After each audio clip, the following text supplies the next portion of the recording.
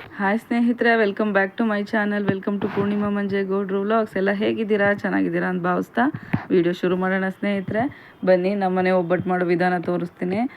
ಮೊದಲು ಕಣಕನ ಕಲಸಿಟ್ಕೊಂಡ್ಬಿಡೋಣ. ಯಾವುದೇ ಫಸ್ಟ್ ಒಬ್ಬಟ್ಟು ಮಾಡೋ ಪ್ಲಾನಿಂಗಿಗೆ ಆ ಮೈದಾ ಕೋಟಿಂಗ್ ಫಸ್ಟ್ ರೆಡಿ ಮಾಡ್ಕೊಳ್ಳಿ.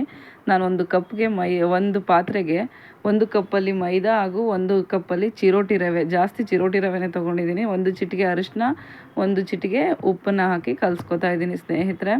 ಎಲ್ಲರಿಗೂ ಯುಗಾದಿ ಹಬ್ಬದ ಶುಭಾಶಯಗಳು. ದೇವರು ಎಲ್ಲನೂ ನಿಮಗೆ ಒಳ್ಳೇದು ಮಾಡಿ ಕಾಪಾಡಲಿ ಈ ವರ್ಷ. Happy new year. ಇದು ನಮಗೆ ಹೊಸ ವರ್ಷ. ಸೊ ನೋಡಿ, ಚೆನ್ನಾಗಿ ಚಿರೋಟಿ ರವೆ, ಮೈದಾ, ಆ್ಯಕ್ಚುಲಿ ಮೈದಾ ಆದಷ್ಟು ಕಮ್ಮಿ ಮಾಡಿ, ಇಟ್ಸ್ ನಾಟ್ ಸೇಫ್ ಗುಡ್ ಅಂತಾರೆ. ಸೊ ನಮ್ಮಲ್ಲಿ ಒಬ್ಬಟ್ಟು ಮಾಡೋದಾಗ ಅಷ್ಟೇ ಮೈದಾ ಬಳಸೋದು. ಸೊ ಜಾಸ್ತಿ ಅದಕ್ಕೂ ನಾನು ಚಿರೋಟಿ ರವೆನೇ ಹಾಕಿದ್ದೀನಿ. ಚಿರೋಟಿ ರವೆ, ಮೈದಾ, ಚಿಟಿಕೆ ಅರಿಶಿನ, ಉಪ್ಪು ಹಾಕಿ ಆದಷ್ಟು ತೆಳುಗೆ ಕಲಿಸ್ಕೊಳ್ಳಿ. ಲೈಕ್ ಚಪಾತಿ ಹಿಟ್ಟನ್ನು ಅದಕ್ಕೆ ಬೇಡ, ಅದಕ್ಕಿಂತ ಇನ್ನೊಂದು ಚೂರು ತೆಳುಗೆ ಕಲಿಸ್ಕೊಳ್ಳಿ. ಸೊ ಕಲಿಸ್ಕೊಂಡಾದಮೇಲೆ ನೀಟಾಗಿ ತೆಳು ಆಗ್ತಿದೆ ಅಂತ ನಿಮ್ಗೆ ಗೊತ್ತಾದಮೇಲೆ ಎಣ್ಣೆನ ಹಾಕ್ಕೊಳ್ಳೋಕ್ಕೆ ಟ್ರೈ ಮಾಡಿ. ತೋರಿಸ್ತೀನಿ ನೋಡಿ, ನಾನೀಗ ನಾದ್ಕೋತಾ ಇದ್ದೀನಿ ಚೆನ್ನಾಗಿ. ನಿಮ್ಮದೆಲ್ಲ ಹಬ್ಬ ಹೇಗೆ ನಡೀತಿದೆ? ಸೊ ಮೊದಲೇ ಅಪ್ಲೋಡ್ ಮಾಡೋಕ್ಕೆ ಟ್ರೈ ಮಾಡಿದೆ, ಬಟ್ ಕಾರಣಾಂತರಗಳಿಂದ ಆಗಲಿಲ್ಲ ಸ್ನೇಹಿತರೆ. ಸಾರಿ. ನಿಮ್ಗೆ ಯಾವಾಗ ಈ ವಿಡಿಯೋ ರೀಚ್ ಆಗುತ್ತೋ ಗೊತ್ತಿಲ್ಲ. ಸೊ ನಮ್ಮನೇಲಿ ನಾವು ಹೀಗೆ ಮಾಡ್ತೀನಿ. ಫಸ್ಟು ಮೈದಾ ಪಾಟ್ ಕಲಸಿಟ್ಕೊಂಬಿಟ್ರೆ ಅದು ಚೆನ್ನಾಗಿ ಉಬ್ತಾ ಇರುತ್ತೆ, ಚೆನ್ನಾಗಿ ಅರಳುತ್ತೆ ಅಂತಾರಲ್ಲ ಆ ಥರ. ಸೊ ನೋಡಿ, ಎಣ್ಣೆ ಹಾಕಿ ಚೆನ್ನಾಗಿ ನಾದ್ಕೊಳ್ಳಿ. ಯಾಕಂದರೆ ಅದು ನಾವು ಚಿರೋಟಿ ರವೆ ಹಾಕಿರ್ತೀವಲ್ಲ, ಅದು ಇನ್ನೂ ತುಂಬ ಚೆನ್ನಾಗಿ ಉಬ್ಬುತ್ತೆ. So it's not danger also. ಅದು ಈಗ ಲೈಕ್ ಮೈದಾದಷ್ಟು ತುಂಬ ಸ್ವಲ್ಪ ರಿಫೈನ್ಡ್ ಫ್ಲೋರ್ ಒಳ್ಳೆಯದಲ್ಲ ಅಂತ ಏನು ಹೇಳ್ತಾರೆ. ಸೊ ಹಂಗಾಗಿ ಚಿರೋಟಿ ರವೆ ಆದದ್ರಿಂದ ಆರಾಮಾಗಿ ತಿನ್ಬೋದು. ಸ್ನೇಹಿತರೆ ನೋಡಿ, ಈ ಕನ್ಸಿಸ್ಟೆನ್ಸಿಗೆ ಚೆನ್ನಾಗಿ ಕಲಸಿ ಇಟ್ಕೊಳ್ಳಿ. ಆಮೇಲೆ ಕಲಸಿ ಮುಚ್ಚಿಡಬೇಕಾದ್ರೆ ಮೇಲೆ ಚೆನ್ನಾಗಿ ಸ್ವಲ್ಪ ಎಣ್ಣೆನ ಹಾಕಿ ನೀಟಾಗಿ ಮುಚ್ಚಿಟ್ರೆ ಇನ್ನೂ ಚೆನ್ನಾಗಿ ನೆನೆಯುತ್ತೆ. 1-2-3 ಅವರ್ ಅದು ನೆಂದುಬಿಟ್ರೆ ತುಂಬ ಚೆನ್ನಾಗಿ ಬರುತ್ತೆ. ನೀವು ಹೆಂಗೆ ಬೇಕಾದರೂ ಒಬ್ಬಟ್ಟನ್ನ ಎಳೆದು ಶೇಪ್ ಕೊಡ್ಬೋದು. ನೋಡಿ ಎಷ್ಟು ಚೆನ್ನಾಗಿ ಕಾಣಿಸ್ತಾ ಇದೆ. ಸೊ ಅದೇ ಅರಿಶಿನ ಅಷ್ಟೊಂದು ಕಾಣಿಸ್ತಾ ಇಲ್ಲ. ಆಮೇಲೆ ಇನ್ನೊಂದು ಚಿಟಿಕೆ ಹಾಕ್ಕೊಂಡಿದ್ದೀನಿ.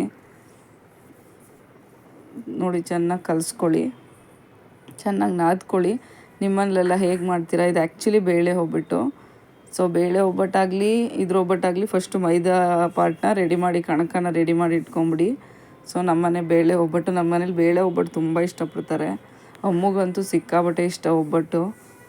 ಸೊ ಹಂಗಾಗಿ ರೆಡಿ ಮಾಡಿ ಇಡ್ತಾಯಿದ್ದೀನಿ ಎಲ್ಲನೂ. ಹ್ಯಾಪಿ ಯುಗಾದಿ ಒನ್ಸ್ ಅಗೇನ್, ಎಲ್ಲರಿಗೂ ಒಳ್ಳೆಯದಾಗಲಿ. ಸೊ ನೋಡಿ, ಈಗ ಎಷ್ಟು ಸಾಫ್ಟ್ ಆಗ್ತಾಯಿದೆ. ಈ ಥರ ಆದಮೇಲೆ ಮೇಲೊಂದಷ್ಟು ಹೊತ್ತು ಎಣ್ಣೆನ ಹಾಕಿ ಊರಾಕಿ. ಇದೇ ಮೇಯ್ನು ಸ್ನೇಹಿತರೆ. ನೀವು ಇದನ್ನು ಚೆನ್ನಾಗಿ ಕಲಿಸ್ಕೊಂಡ್ರೆ ಅರ್ಧ ಒಬ್ಬಟ್ಟು ಕತೆ ಮುಗೀತು. ಸೊ ಈಗ ಇದು ಕಡಲೆಬೇಳೆ ಒಬ್ಬಟ್ಟು. ಕೆಲವ್ರು ತೊಗರಿಬೇಳೆ ಮಾಡ್ತಾರೆ, ಬಟ್ ನಮ್ಮ ಕಡೆ ಕಡಲೆಬೇಳೆಲೇ ಮಾಡೋದು. ನೋಡಿ, 1 ಕಪ್ ತೊಗೊಂಡಿದ್ದೀನಿ. ನಾನು ಯಾವ ಕಪ್ಪಲ್ಲಿ ಮೈದಾ ಚಿರೋಟಿ ರವೆನೇ ಹಾಕ್ಕೊಂಡೆ, ಅದೇ ಕಪ್ಪಲ್ಲಿ 1 ಕಪ್ಪು ನಾನು ಕಡಲೆಬೇಳೆನ ತೊಗೊಂಡು ಚೆನ್ನಾಗಿ ತೊಳ್ಕೊತಾ ಇದ್ದೀನಿ. ಇಫ್ ಪಾಸಿಬಲ್ ಆದರೆ ಒಂದು ಅರ್ಧ ಗಂಟೆ ಮುಂಚೆ ನೆನೆಸು ಇಟ್ಕೊಳ್ಳಿ, ಬೇಗ ಬೇಯುತ್ತೆ. ಸೊ ಚೆನ್ನಾಗಿ ನೀರಲ್ಲಿ ತೊಳ್ಕೊಂಡು ಅದನ್ನು ನಾನು ಬೇಯಿಸ್ಕೊತೀನಿ. ಕೆಲವರು ಕುಕ್ಕರಲ್ಲಿ ಕೂಗಿಸ್ಕೊಂಡ್ಬಿಡ್ತಾರೆ, ಬಟ್ ನಾನು ಬೇಯಿಸ್ಕೊತೀನಿ. ಇನ್ ಕೇಸ್ ಕುಕ್ಕರ್ ಏನಾದ್ರು ಕೈ ಕೊಟ್ಟು ಜಾಸ್ತಿ ಬೆಂದೋದ್ರೆ ಲೈಕ್ ಅದು ಒಬ್ಬಟ್ಟಿಗೆ ಆಗೋದಿಲ್ಲ ಸ್ನೇಹಿತರೆ. ಸೊ ನೋಡಿ, ಗ್ಯಾಸ್ ಹಚ್ಕೋತಾ ಇದ್ದೀನಿ. ಗ್ಯಾಸ್ ಹಚ್ಕೊಂಡು ಕಾಯೋಕ್ಕೆ ಇಟ್ಟಿದ್ದೀನಿ. ಸೊ ಕಡಲೆಬೇಳೆ ಚೆನ್ನಾಗಿ ಬೆಂದ ಮೇಲೆ ಚೆನ್ನಾಗಿ ಕುದಿಬೇಕು. ಕುಕ್ಕರ್ಗಿಂತ ಇದು ಸೇಫು. ಕೆಲವ್ರು ಕುಕ್ಕರಲ್ಲಿ ಕೂಗಿಸ್ಕೊಳ್ಳೋರು, ನಿಮ್ಮ ಸೇಫ್ಟಿ.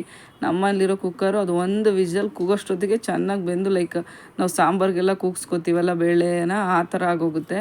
ಸೊ ನಂಗೆ ಹಂಗಾಗಿ ಭಯ. ಅದನ್ನು ಓಪನಾಗಿ ಮಾಡ್ತಾಯಿದ್ದೀನಿ. ಅಷ್ಟರೊಳಗಡೆ ತೆಂಗಿನಕಾಯಿನ ರೆಡಿ ಮಾಡ್ಕೊಳ್ಳೋಣ. ಹೂರಣಕ್ಕೆ ಏನು ಬೇಕೋ ಅದನ್ನೆಲ್ಲ ಸಿದ್ಧತೆ ಮಾಡ್ಕೊಳ್ಳೋಣ. ಈಗ ಒಬ್ಬಟ್ಟಿಗೆ ಈಗ ನಾವು ಹೂರಣ ರೆಡಿ ಮಾಡಬೇಕಾದ್ರೆ ಬೇಳೆ ಹಾಕ್ಕೊಂಡ್ಮೇಲೆ ತೆಂಗಿನಕಾಯಿ, ಸೊ ಏಲಕ್ಕಿ, ಬೆಲ್ಲ, ಇದನ್ನೆಲ್ಲ ರೆಡಿ ಮಾಡ್ಕೊಳ್ಳೋಣ.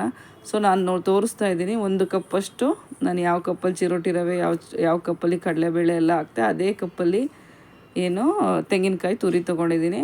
ಅದೇ ಕಪ್ಪಲ್ಲಿ ಬೆಲ್ಲನೂ ತೊಗೊಂಡಿದ್ದೀನಿ. ಬೆಲ್ಲ ಒಂಚೂರು ಜಾಸ್ತಿ ತೊಗೋಬೇಕು, ಯಾಕಂದರೆ ಇದೆಲ್ಲ ಸೇರಿದಾಗ ಬೆಲ್ಲದ ಕ್ವಾಂಟಿಟಿ ಕಮ್ಮಿ ಆಗಿಬಿಡುತ್ತೆ. ಮೈದಾ ಹೂರಣ ಎಲ್ಲ ಮಿಕ್ಸಾಗಿ ನಾವು ತಟ್ಟೋದ್ರಿಂದ ಸಪ್ಪೆ ಹೊಡಿಬಾರ್ದು. ಸೊ 1 ಕಪ್ ಮೇಲೆ ಇನ್ನೊಂದು ಚೂರು ಹಾಕ್ಕೊಳ್ಳಿ ಎಕ್ಸ್ಟ್ರಾ. ಇಲ್ಲ ನಾವು ಜಾಸ್ತಿ ಸ್ವೀಟ್ ತಿನ್ನಲ್ಲ ಅಂದಿದ್ರೆ 1 ಕಪ್ ಸಾಕು. ಸೊ ಇದು ಆರ್ಗ್ಯಾನಿಕ್ ಬೆಲ್ಲ, ಹಂಗಾಗಿ ಈ ಕಲರ್ ಇದೆ. ಸೊ ಕೆಲವೊಂದು ಎಲ್ಲೋ ಕಲರೇ ಇರುತ್ತೆ, ಇದು ಸ್ವಲ್ಪ ಬ್ರೌನ್ ಕಲರಲ್ಲಿ ಇರುತ್ತೆ. ಸೊ ಹಂಗಾಗಿ ನಾನು ಇಷ್ಟು ತೊಗೊಂಡಿದ್ದೀನಿ. ಸೊ ಮುಂಚೆನೇ 2 ಅವರ್ ಮುಂಚೆನೇ ನಾದಿಟ್ಟಿರುವಂತಹ ಕಣಕ ಈ ಥರ ರೆಡಿಯಾಗಿದೆ. ನೋಡಿ, ಚಿರೋಟಿ ರವೆ ಅನ್ನೋದೇ ಗೊತ್ತಾಗಲ್ಲ, ಅದು ಅಷ್ಟು ಚೆನ್ನಾಗಿ ಅದು ಉಬ್ಬಿದೆ. ನೀವು ಎಷ್ಟು ಮುಂಚೆ ಮಾಡಿರ್ತೀರ ಅಷ್ಟು ಚೆನ್ನಾಗಿ ಅದು ಬರುತ್ತೆ. ಸೊ ಈ ಕನ್ಸಿಸ್ಟೆನ್ಸಿಲಿ ಮಾಡಿಟ್ರೆ ಸೇಫ್ ಅಂತ ಅರ್ಥ. ನೋಡಿ ಕಡಲೆಬೇಳೆ ಬೇಯ್ತಾ ಇದೆ. ಅದನ್ನು ಚೆಕ್ ಮಾಡ್ಕೊಳ್ಳಿ, ಕೈಲಿ ಹಿಂಗೆ ಅಂದಾಗ ಅದು ಹಸಿಟ್ಟು ಥರ ಆಗ್ತಾಯಿದೆ ಅಂದರೆ ಅದು ಕರೆಕ್ಟ್ ಟೈಮು ಟು ಫಿಲ್ಟರ್ ಆಯಿತಾ. ಸೊ ಅದು ಚೆನ್ನಾಗಿ ಬೆಂದಿದೆ ಅಲ್ಲಿಗೆ ಅಂತ ಅರ್ಥ. ಸೊ ಆಗ ನೀರನ್ನು ಬಸ್ಕೊಳ್ಳಿ, ಸಪ್ರೇಟ್ ಮಾಡ್ಕೊಳ್ಳಿ. ಆ ನೀರನ್ನು ಒಬ್ಬಟ್ಟು ಸಾರು ಮಾಡೋಕ್ಕೆ ಬಳಸ್ಬೋದು. ಬೇಳೆ ಕಟ್ಟು ನೀರನ್ನ ಒಬ್ಬಟ್ಟು ಸಾಂಬಾರು ತುಂಬ ಸ್ಪೆಷಲ್ಲು ನಮಗೆ ಈ ಹಬ್ಬದಲ್ಲಲ್ವಾ. ಸೊ ಅದನ್ನು ಎತ್ತಿಟ್ಕೊಂಡು ಒಬ್ಬಟ್ಟು ಸಾರು ಮಾಡ್ಕೊಳ್ಳಿ. ಸೊ ಈಗ ಕಾಳು ಬೆಂದಾಯಿತು.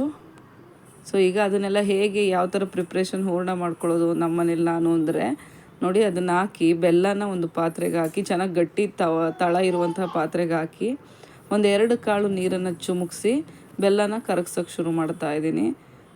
ಪುಡಿ ಬೆಲ್ಲ ಇದ್ಬಿಟ್ರೆ ಸೇಫು. ಪುಡಿ ಬೆಲ್ಲ ಇಲ್ಲ ಅಂದರೆ ಈ ಥರ ಅರ್ಧ ಕುಟ್ಕೊಂಡು ಕಲಸಿ ಅದಕ್ಕೆ ನಾನೀಗ ಸೋಸ್ಕೊಂಡಲ್ಲ ಕಡಲೆಬೇಳೆ ಅದನ್ನು ಹಾಕ್ಕೋತಾ ಇದ್ದೀನಿ. ನೋಡಿ ಹಾಕಿ ಚೆನ್ನಾಗಿ ಕಲಿಸ್ತಾ ಇದ್ದೀನಿ. ಏಲಕ್ಕಿನೂ ಸಹ ನಾನು ತೆಂಗಿನಕಾಯಿ ತುರಿ ಜೊತೆನೇ ಹಾಕ್ಕೊಂಡಿದ್ದೀನಿ. ಒಂದು 4 ಏಲಕ್ಕಿ ಕಾಯಿನ ಹಾಕ್ಕೊಳ್ಳಿ, ತುಂಬ ಚೆನ್ನಾಗಿ ಬರುತ್ತೆ ಆ ಕಾರ್ಡಮಮ್ ಸ್ಮೆಲ್ಲು. ಸೊ ಸಾರಿ, ಇದು ಹಿಂದೆ ಮುಂದೆ ಆಗೋಗಿದೆ. ಆ್ಯಕ್ಚುಲಿ ಕಡಲೆಬೇಳೆ ಹಾಕಿದ್ದು ಫಸ್ಟ್ ಬರಬೇಕಿತ್ತು, ಈಗ ಬಂದಿದೆ. ಹಂಗಾಗಿ ನೋಡಿ ಅದನ್ನು ಹಾಕಿ ಚೆನ್ನಾಗಿ ಬಾಡಿಸ್ಕೊಳ್ಳಿ.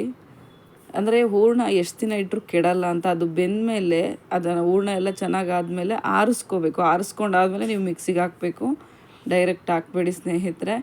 ನೋಡಿ ಈ ಥರ ಆಗುತ್ತೆ ರುಬ್ಕೊಂಡ್ರೆ. ಅದು ನೀರು ಸಹ ಏನು ಬೇಕಾಗಲ್ಲ, ನೀವು ಬೆಲ್ಲ ಅದ್ರ ಜೊತೆ ಹಾಕಿರೋದ್ರಿಂದ. ಸೊ ಈಗ ಹೂರಣನೂ ರೆಡಿ ಆಯಿತು, ನಮ್ಮ ಕಣಕನೂ ರೆಡಿಯಾಗಿದೆ. ವಾವ್, ನೋಡಿ ಎಷ್ಟು ಚೆನ್ನಾಗಿ ಬರ್ತಾಯಿದೆ, ಚೀಸಿ ಥರ ಅಲ್ವಾ. ಸೊ ಈಗ ನಾನು ಒಂದು ಪರೋಟ ಕವರ್ ಇಟ್ಕೊಂಡಿರ್ತೀನಿ. ಯಾವಾಗಾದ್ರು ಮನೇಲಿ ಪರೋಟಗಳು ತರಿಸಿದ್ರೆ ಆ ಕವರ್ನ ಹಂಗೆ ಇಟ್ಟಿರ್ತೀನಿ. ಸೊ ಅದನ್ನು ಕಟ್ ಮಾಡಿಕೊಂಡು ನಾನು ಅದರಲ್ಲೇ ತಟ್ಕೋತೀನಿ. ಸೊ ನಾನೇನು ಅದಕ್ಕೋಸ್ಕರ ಒಬ್ಬಟ್ಟು ಕವರೆಲ್ಲ ಯಾವತ್ತೂ ಆರ್ಡ್ರ್ ಮಾಡಿಲ್ಲ. ಇಲ್ಲ ಬಾಳೆದೆಲೆ ಇದ್ದರೆ ಅದನ್ನು ಯೂಸ್ ಮಾಡ್ಕೊಳ್ಳಿ. ಸೊ ನಾನು ತೋರಿಸ್ತೀನಿ ಈಗ ಹೇಗೆ ಅಂತ. ಸೊ ನೀವು ಕಣಕನ ಒಂದಿಷ್ಟಾಗಲ ಕೈಲೇ ಹಿಂಗೆ ತಟ್ಕೊಂಡು ಅದರೊಳಗಡೆ ಈ ಒಬ್ಬಟ್ಟನ್ನ ಇಟ್ಟು ಕೋಟಿಂಗ್ ಕವರ್ ಮಾಡಿ ಎಕ್ಸ್ಟ್ರಾ ಮಿಕ್ಕಿದ್ದನ್ನು ಕಿತ್ಕೊಳ್ಳಿ, ಆ ವೈಟದನ್ನು ಮೈದಾನ. ಸೊ ಉಂಡೆನ ರೆಡಿ ಮಾಡಿ ಇಟ್ಕೊಳ್ಳಿ. ನೋಡಿ ಒಬ್ಬಟ್ಟನ್ನ ತಟ್ಕೊಳ್ಳಿ. ಅದು ಎಷ್ಟು ಸ್ಮೂತಾಗಿರುತ್ತೆ ಅಂದರೆ ನೀವು ಯಾವ ಲಟ್ಟಣಿಗೆ ತೊಗೊಂಡು ಹಿಂಗೆ ಅನ್ನೋದು ಬೇಡ. ನೀಟಾಗಿ ಒಂದ್ಸಲ ಹಿಂಗೆ ಕೈಲಿ ಹಿಂಗೆ ಅಂದ್ಬಿಟ್ರೆ ನೀವು ಆರಾಮಾಗಿ ಬಳಿಬೋದು, ತಟ್ಕೋಬೋದು ಒಬ್ಬಟ್ಟನ್ನ. ನೋಡಿ ನಾನೇನು ಪೇಪರು ಸಹ ಅದ್ರ ಮೇಲೆ ಇಡಲ್ಲ, ಡೈರೆಕ್ಟ್ ಕೈಯಿಂದ ತೊಗೊಂಡು ತವದ ಮೇಲೆ ಹಾಕ್ತೀನಿ. ಯಾಕಂದರೆ ಕವರ್ನ ಅದ್ರ ಮೇಲೆ ಇಟ್ಟಾಗ ಬಿಸಿಗೆ ಕವರ್ ಇದಾಗಕ್ಕೆ ಶುರು ಆಗಿಬಿಡುತ್ತೆ. ಸೊ ನಿಮ್ಗೆ ಈ ಥರ ಆಗೋದಿಲ್ಲ, ನನಗೆ ಕಷ್ಟ ಆಗುತ್ತೆ ಅಂದರೆ ಅಂಗಡಿಗಳೆಲ್ಲ ಒಬ್ಬಟ್ಟು ಹೊತ್ತೋ ಪೇಪರ್ ಅಂತಲೇ ಸಿಗುತ್ತೆ, ಆ ಪೇಪರ್ನ ತೊಗೊಳ್ಳಿ ಸ್ನೇಹಿತರೆ. ಸೊ ಟ್ರೈ ಮಾಡಿ. ಅಕಸ್ಮಾತ್ ಹೂರಣ ಮಾಡಬೇಕಾದ್ರೆ ನಿಮಗೆ ತೆಳು ಆಯಿತು ಅಂದರೆ ಒಂದು ಅರ್ಧ ಗಂಟೆ ಫ್ರಿಜ್ಜಲ್ಲಿ ಇಡಿ ಆ ಹೂರಣನ. ಇಲ್ಲ ಹಂಗೂ ತೆಳು ಆಗ್ತಾನೆ ಇಲ್ಲ ಅಂದರೆ ಒಂದು ಟ್ರಿಕ್ ಹೇಳ್ಕೊಡ್ತೀನಿ. ಹುರ್ಗಡ್ಲೆ ಏನಿರುತ್ತೆ ಅದನ್ನು ಪುಡಿ ಮಾಡ್ಕೊಂಬಿಡಿ ಮಿಕ್ಸಿಲಿ. ಆ ಪುಡಿನ ಹಾಕಿದ್ರೆ ಗಟ್ಟಿಯಾಗುತ್ತೆ ಅಂತ ಹೂರಣನು. ಸೊ ಈ ಟ್ರಿಕ್ನ ಟ್ರೈ ಮಾಡಿ. ನಾನು ಹೊಸ್ದಾಗಿ ಕಲಿಯೋಕ್ಕೆ ಹೋದಾಗ 10 ವರ್ಷದ ಹಿಂದೆ ನನ್ನ ಸ್ಟಾರ್ಟಿಂಗ್ ಮದುವೆ ಆದಾಗ ನನಗೆ ಏನನ್ನೂ ABCD ಗೊತ್ತಿಲ್ಲ ಸ್ನೇಹಿತರೆ ಅಡುಗೆಯಲ್ಲಿ. ಬಟ್ ಇವತ್ತು ಒಬ್ಬಟ್ಟನ್ನ ನೀರು ಕುಡ್ದಂಗೆ ಮಾಡ್ತೀನಿ ನಾನು. ಸೊ ಹಂಗಾಗಿ ನಿಮಗೂ ಈ ಈಸಿ ಟಿಪ್ಸ್ ಎಲ್ಲ ಯೂಸ್ ಆಗಲಿ ಅಂತ ಹೇಳ್ತಿದ್ದೀನಿ.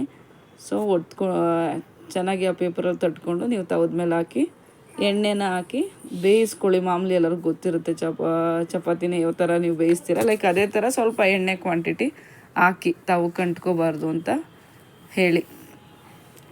ಸೊ ನಾನು ಇದೇ ಥರ ಮಾಡೋದು ಸ್ನೇಹಿತರೆ. ಕವರಿಂದ ಕೈಗೆ ಎತ್ಕೋತೀನಿ, ಕೈಯಿಂದ ಆಮೇಲೆ ತವದ ಮೇಲೆ ಹಾಕ್ತೀನಿ. ಡೈರೆಕ್ಟ್ ಕವರಿಂದ ಹಾಕಿದ್ರೆ ಅದು ಅಂಟ್ಕೊಂಡ್ಬಿಡುತ್ತೆ ಕವರು ಬಿಸಿಗೆ ಅಂತೇಳಿ. ನೋಡಿ ನಮ್ಮನೆ ಒಬ್ಬಟ್ಟು ಹೀಗಿರುತ್ತೆ. ನೀವು ಹೇಗೆ ಮಾಡ್ತೀರಾ ನೋಡಿ, ಜೊತೆಗೆ ತುಪ್ಪ ಇದ್ಬಿಟ್ರಂತೂ ಅದ್ಭುತವಾಗಿರುತ್ತೆ. ಸೊ ಇಷ್ಟ ಆಯಿತಾ ಈ ಮೆಥಡು? ಸೊ ಟ್ರೈ ಮಾಡಿ ನೋಡಿ. ಎಲ್ಲರಿಗೂ ಒಳ್ಳೆಯದಾಗಲಿ. Wishing very very happy Ugadi ಸ್ನೇಹಿತರೆ. Thanks for watching. ನೀವು ಹೇಗೆ ಮಾಡ್ತೀರಾ, ಯಾವ ಮೆಥಡಲ್ಲಿ ಮಾಡ್ತೀರಾ? ನನಗೆ ಬೇಳೆ ಒಬ್ಬಟ್ಟೆ ತುಂಬ ಇಷ್ಟ. ಸೊ ಹಂಗಾಗಿ ಎಲ್ಲರಿಗೂ ದೇವ್ರು ಒಳ್ಳೇದು ಮಾಡಲಿ. Thanks for watching. ಮತ್ತೆ ಸಿಗುವ ಸ್ನೇಹಿತರೆ. ಟಾಟಾ, ಬಾಯ್ ಬಾಯ್.